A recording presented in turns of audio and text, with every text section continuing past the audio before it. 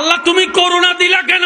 রব বলে যে তোদেরকে একটু স্মরণ করাই দেওয়ার জন্য আমি মালিক আছি তো, আমি মালিক আছি তো। দেখ করুণার নিস্তব্ধতা সারা বিশ্বকে অচল করে দিয়েছে, কিন্তু আমার বান্দার খাওয়া সকালেরটা সকালে, দুপুরেরটা দুপুরে, রাতেরটা রাতে। আমার বান্দা উপবাস আমি রাখি নাই, পাগলদেরকে উপবাস রাখি নাই, আমি রাজ্জাক সবার রিজিকের ব্যবস্থা করে দিয়েছে।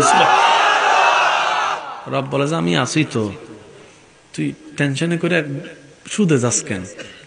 অপেক্ষা কর না আমার জন্য। আমার কথাকে কষ্ট নিয়েন না, মিললে লইবেন। আরই সুদের মধ্যে প্রথমে যখন বিপদে পড়ে সুদের মধ্যে যায় কেমনে, ওই আশেপাশের জন্য কিস্তি লস না, সুদ লস না। সপ্তাহে কত, মাসে কত?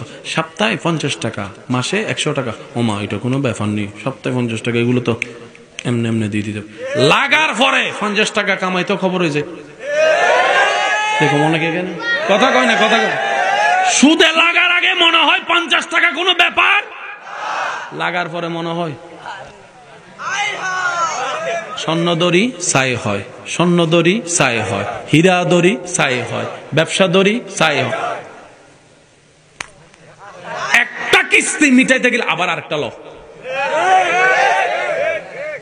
আমি প্রথমে কি বলছি, আল্লাহ কি দেয় না নাকি আমরা নিতে জানি না?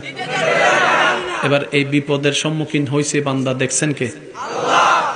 সত্যি বলেন, এই পর্যন্ত যার বিপদ যত আসছে উদ্ধার করছে কে? এবারও করবেন কে? মাঝখানে করার সময় যে একটা সময় বাকি থাকে, এটার নামই ধৈর্য। আপনি বিপদে পড়ছেন শনিবারে, আল্লাহ আপনাকে বিপদ থেকে তুলবো শনিবারে, শনিবারে, শনিবারে, 4 শনিবারে। এই সময়টা পর্যন্ত আপনার শুধু একজনে কয় কিস্তি লস না, তুই লগা। আরেকজনে কয় লস না, 1000 লাখে 500 টাকা, তুই লগা। একদিন, 1 সপ্তাহ, 2 সপ্তাহ, 4 সপ্তাহ যখন শেষ হবে, আল্লাহ তাআলা বলবে, এ ফেরেশতা, আমার বান্দা কি করে? আল্লাহ আপনার দিকে তাকায় আছে। কি কস এতদিন? আল্লাহ কয় ইন্নাল্লাহা মা সাবিরিন, আমি তো কথা দিয়েছিলাম, যা আজকে থেকে আমি আল্লাহ তার লগে আছি। কি লাগবো দেখ, আমার বান্দার সব ব্যবস্থা কর, সব ব্যবস্থা কর, সব। তখন সেই বান্দা দেখবেন যে একটা সামান্য ফল ধরলো গাছ বড় হয়ে যায়। আপনাদের এলাকায় আছে তো কিছু মানুষ দেখবেন, তার হাতে ফল লুকলে, গাছ লুকলে। আমার পকেটে কিন্তু ককটেল বোমা আছে, আরেকবার আওয়াজ শুরু হলে কিন্তু মাইরা ভালা যাবো বলে। কিছু বান্দা আছে হাত দিলেই মাছ ধরে, আর আমি হারা দিন ভর বসি লিয়া বসে থাকলো। এবার আওয়াজ দিয়ে বলেন রিজিকের মালিককে। এই কথাটা মাথায় রাখবেন, জীবনে বিপদ আপদ মুসিবত যাই আসুক, আপনার আমার কাজ হচ্ছে আল্লাহর হুকুমের অপেক্ষা করা। আল্লাহ হুকুম দিলে আল্লাহর আওয়াজ কি আমরা শোনার যোগ্যতা আছে? আছে? আল্লাহর আওয়াজ শোনার যোগ্যতা আমাদের? আল্লাহর হিকমত বুঝার কুদরত আমাদের আছে? কিচ্ছু নাই আমাদের।